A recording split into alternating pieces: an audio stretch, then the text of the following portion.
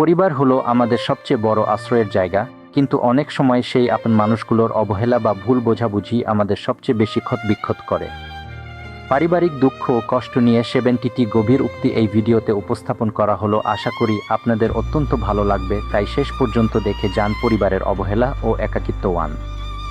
বাইরের মানুষের আঘাত সহ্য করা যায়, কিন্তু নিজের পরিবারের অবহেলা বুক ফেটে যায়। 2। সবাই বলে পরিবারই সব, কিন্তু কিছু মানুষের জন্য পরিবারই হলো সবচেয়ে বড় নরক। 3। রক্তের সম্পর্ক থাকলেই আপন হওয়া যায় না, আপন হতে হলে মানসিক টানের প্রয়োজন। 4। সবচেয়ে একাকিত্ব তখনই অনুভূত হয় যখন নিজের ঘরে বসে নিজেকে আগন্তুক মনে হয়। 5। পরিবারের সদস্যদের মাঝখানে থেকেও নিজেকে একা মনে হওয়াটা পৃথিবীর সবচেয়ে বড় কষ্ট। শর্ট, যাদের জন্য সব উজাড় করে দিলাম, দিন শেষে তারাই আমাকে বোঝেনি। 7। ঘর মানেই শান্তি নয়, কারো কারো কাছে ঘর মানে এক বুক চেপে রাখা কান্না। 8। বাইরের ঝড় সামলানো সহজ, কিন্তু ঘরের ভেতরের ঝড় জীবন তছনছ করে দেয়। 9। বাবা মায়ের শাসন সহ্য করা যায়, কিন্তু তাদের পক্ষপাতিত্ব হৃদয় ভেঙে দেয়। 10। মানুষের সবচেয়ে বড় পরাজয় হলো নিজের পরিবারের কাছে হেরে যাওয়া, কি ভুল বোঝাবুঝি ও দূরত্ব। 11। একই ছাদের নিচে থেকেও অনেক সময় মনের দূরত্ব কয়েক মাইলের হয়ে যায়। 12। পরিবারে যখন তর্কের চেয়ে নীরবতা বেশি হয়, বুঝে নিতে হবে ফাটলটা অনেক গভীর। 13। সবচেয়ে বড় ট্র্যাজেডি হলো পরিবার তোমাকে চেনে কিন্তু তোমাকে বোঝে না। 14। রক্তের সম্পর্ক কখনো কখনো সবচেয়ে বেশি বিষাক্ত হয়ে ওঠে। 15। নিজের মানুষগুলো যখন পর হয়ে যায়, তখন পৃথিবীটা মরুভূমির মতো লাগে। 16। পরিবারের ভেতরে যখন রাজনীতি ঢোকে, তখন ভালোবাসা জানালা দিয়ে পালিয়ে যায়। 17। কারো কাছে বিচার দেব যখন বিচারক নিজেই আমার আপন মানুষকে। 18। পরিবারের অবহেলা মানুষকে বাইরে থেকে শক্ত কিন্তু ভেতর থেকে নিঃস্ব করে দেয়।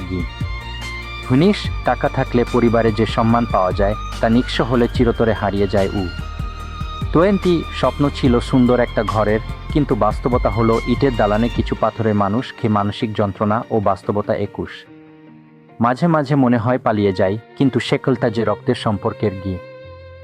22। নিজের ঘরে যখন কথা বলার লোক থাকে না, তখন দেওয়ালগুলোই বন্ধু হয়ে যায়। 23।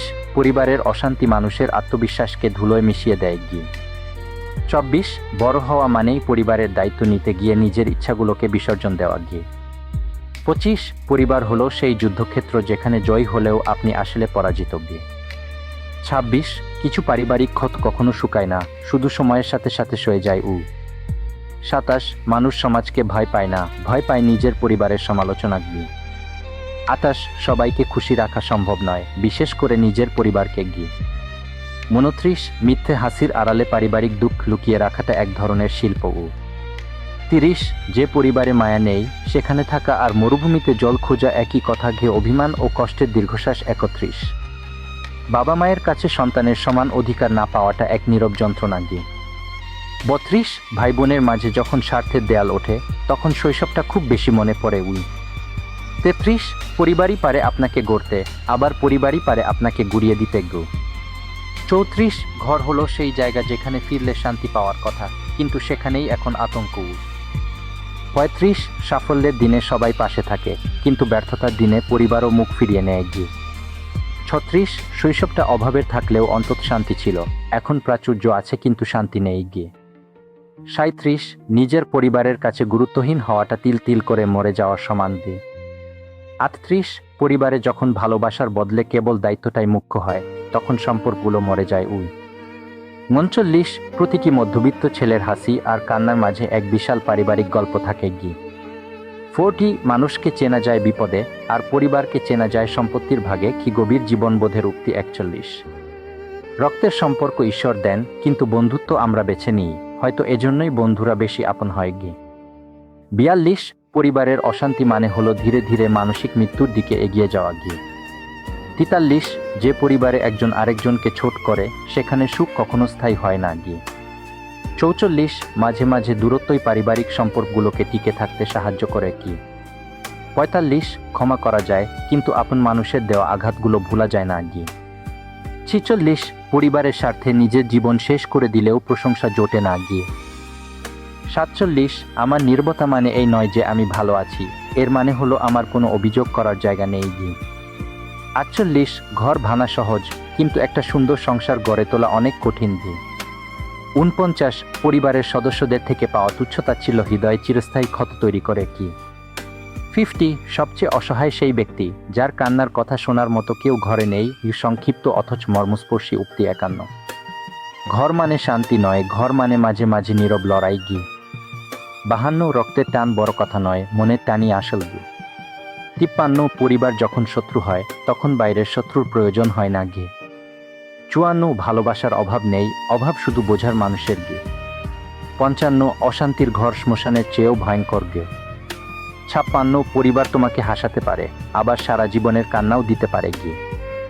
৫৭ সবাই আপন হয় না, কেউ কেউ শুধু রক্তে আপন হয় গি। ৫৮ অবহেলিত সন্তানরাই জানে পরিবারের প্রকৃত শূন্যতা গি। ৬৯ সংসার মানে হলো এক বুক জ্বালা নিয়ে হাসি মুখে বেঁচে থাকা গি। ৬০ যেখানে সম্মান নেই সেখানে রক্তের সম্পর্কের কোনো মূল্য নেই গি।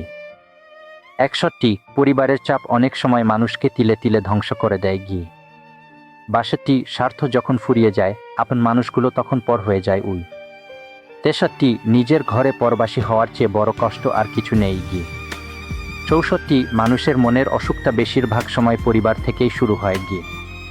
৬৫ সুখের দিনে সবাই আত্মীয়, দুঃখের দিনে সবাই ব্যস্ত।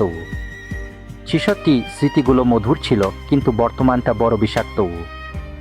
৬৭ পরিবারের জন্য লড়তে লড়তে আমি নিজেই আজ ক্ষত বিক্ষত দিয়ে। ৬৮ অভিমান জমে পাহাড় হয়েছে কিন্তু বলার মতো কেউ নেই গি। ৬৯ ভালো থাকার অভিনয় করতে করতে আমি আজ ক্লান্ত গি। ৭০ পরিবার হলো সেই বৃক্ষ যার ছায়া না থাকলে জীবন রোদে পুড়ে ছাই হয়ে যায় গি। এই উক্তিগুলো কি আপনার মনের ভাব প্রকাশে সাহায্য করছে? যদি আপনি আপনার কোনো নির্দিষ্ট পরিস্থিতির কথা বলতে চান বা কোনো বিশেষ মানুষের জন্য চিঠি বা বার্তা লিখতে চান তবে আমাকে বলতে পারেন। আমি আপনাকে সাহায্য করতে প্রস্তুত এবং সে সংক্রান্ত বিষয়ে পরবর্তীতে আপনাদের জন্য খুব শীঘ্রই ভিডিও নিয়ে আসব আশা রাখি।